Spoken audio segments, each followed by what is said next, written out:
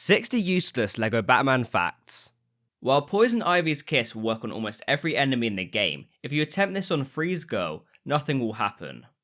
If you tap the glide button every half a second instead of holding it down, you can fly significantly further, allowing you to reach places you weren't meant to get to. While most suit upgrades work whether you use Batman or Batgirl, for some reason, the slam ability for the glide suit can only be done using Batman. Unlike the other Lego Batman games, no character in Lego Batman 1 can fly, with some characters only being able to glide. However, by doing a slam using Batman's glide suit, then quickly swapping characters, we can gain a little bit of height. If we keep repeating this, we can gain infinite height and fly around the level. Even though the extra toggle extra appears in the extras menu, if you turn it on, nothing happens.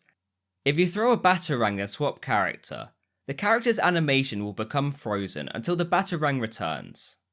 Despite the fact that non-immune characters can't walk through Toxic even with invincibility turned on, if you turn it on in vehicle levels, you can go through it no problem. While you may know that you can shock enemies with the Joker using his Joy Buzzer, you may not know that it also works on rats as well. In level 4-2, instead of using the Riddler on this panel to open the door, we can simply jump over the door and walk through the wall to get into the final room. In 1-2, if we stand here then hold down the Batarang, we will warp up to the top, allowing us to skip using the magnet suit. Also in this level, to avoid having to pull this lever, if you head over to this pipe, then chain jumps up the side, we can glide over to above the door where the collision disappears, allowing us to get into the next room. In 1-1, if you select either the Joker or Penguin henchman in the free play selector, it will mess up the game file, making the henchmen that spawn in the sky the same as the one you selected, instead of the usual Riddler henchman. The most expensive item in any Lego game is this data entry, which costs 4 billion studs, which simply says, "The End." While Batman and Robin face every other character, Bane is the only villain that doesn't have a mission on the hero side.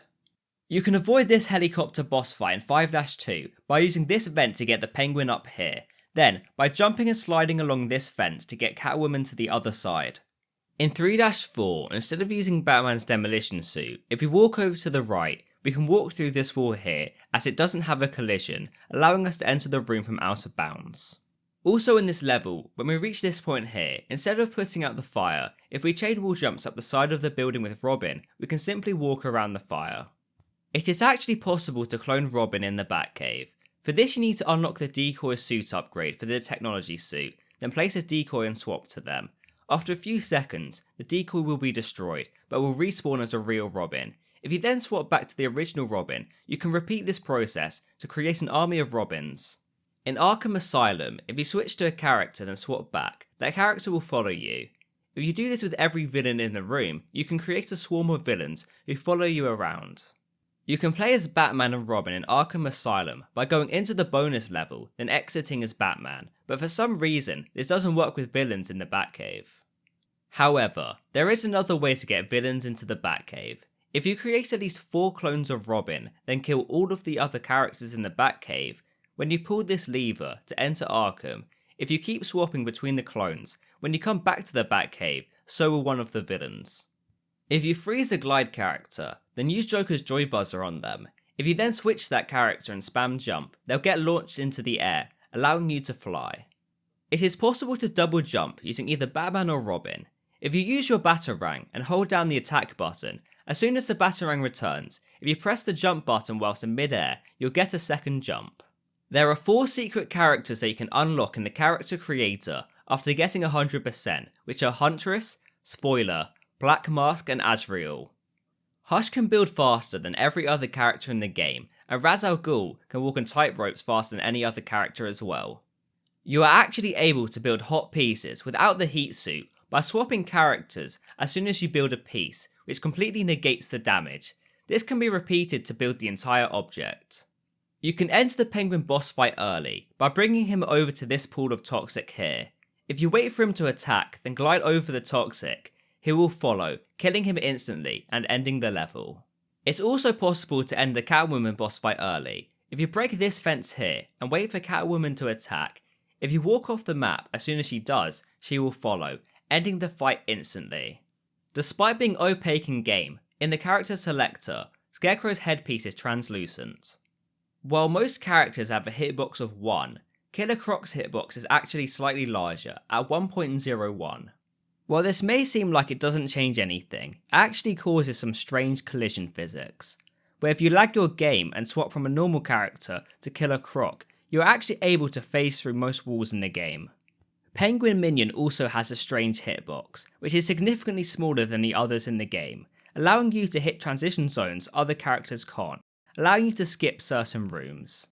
In certain levels, when Minikit Detector is turned on, some arrows don't disappear, even after all 10 minikits are collected. While you may think that this is a mistake, the extra is technically working perfectly. In these levels, the developers actually placed minikits out of bounds and never removed them in the final cut, meaning that these arrows are pointing to these kits. It is actually possible to collect some of these out of bound kits, meaning you can have 11 out of 10 kits collected in some levels. Despite being one of the most popular LEGO games, LEGO Batman 1 has the smallest character roster out of any LEGO game, with only 46 unlockable characters. While most builds in this game are made from real LEGO bricks, the wing piece of a killer moth has never been produced and was completely made up for this game. The heat suit is only ever used once in the entire story. In 6-3, all of the paintings that you see are actually based off real life paintings, but changed to be more Legofied. In 1-2, if you pull this lever before attacking Mr. Freeze, when he attempts to pull the lever, he'll just start going backwards and forwards, soft locking the level. At the end of 6-4, if you run up to one of these trucks while they are still moving, you'll actually be able to enter them and drive them around. In 2-2, if you swap from Killer Croc's watercraft to the Bat Boat, you'll get pushed out of bounds, allowing you to skip the entire room. Also in this level, if you use a submarine here and submerge, you'll get pushed way further down than normal. Poison Ivy has the most abilities out of every villain in the game, with 4 abilities: Double Jump, Toxic Immunity, Swaying Guards to open doors, and the ability to grow plants. During the Killer Croc mid-try cutscene, he'll randomly teleport backwards and move towards the camera with his animation frozen. If you leave and re-enter the same room enough times, some of the object's collisions will disappear. In 6-1, instead of being held by Joker goons, for some reason, the hostage in this level is being held by Riddler goons, despite this level having nothing to do with the Riddler. There are actually 2 versions of the game, the console and DS version, the DS version being completely different to the base game. Ra's al Ghul can't use his special attack on police and civilians, but can on goons and henchmen, despite being a villain. If you turn VSync off, then swap to a player AI as soon as they jump onto a bar, your character will get launched into the air. This is known as a bar launch. In the end room of levels, developers placed end triggers that end the level when touched to speed up testing, but were never removed in the final product. These can be reached in story mode in some levels, allowing you to end levels much quicker than you'd normally be able to. While most civilians and henchmen have no special abilities, the scientist is actually able to use technology panels. While goons will appear in cutscenes, henchmen never will. While Poison Ivy goons are literally made by Poison Ivy, they are unable to walk through Toxic in the main version of the game, despite being able to in the DS version. In 4-4, when you finish the puzzle in the disco room, if you use a strong character to hit these civilians, instead of dying, they'll get launched far away, then jump back to their original position. If you walk through Toxic as a gun character, if you keep firing your weapon repeatedly, you'll rise after each shot, meaning you'll never truly sink into the Toxic, allowing you to get across. The characters Yeti and Military Policeman are playable characters and can be unlocked by purchasing them in the shop, despite the fact they never appear in any of the levels. While normally his torso is impossible to see due to his helmet piece, if you hop into a bumper cart at the end of 3-2, you'll be able to see it. In 1-1, you can actually build this van without a Toxic Immune character by building it one piece at a time. The Mad Hatter and Man-Bat don't get their own villain side missions, despite the fact that Killer Croc, Catwoman, Harley Quinn, Scarecrow and Two-Face get 2 each. And finally, in 1-5, you are actually able to drive over this bridge with a van without even raising it.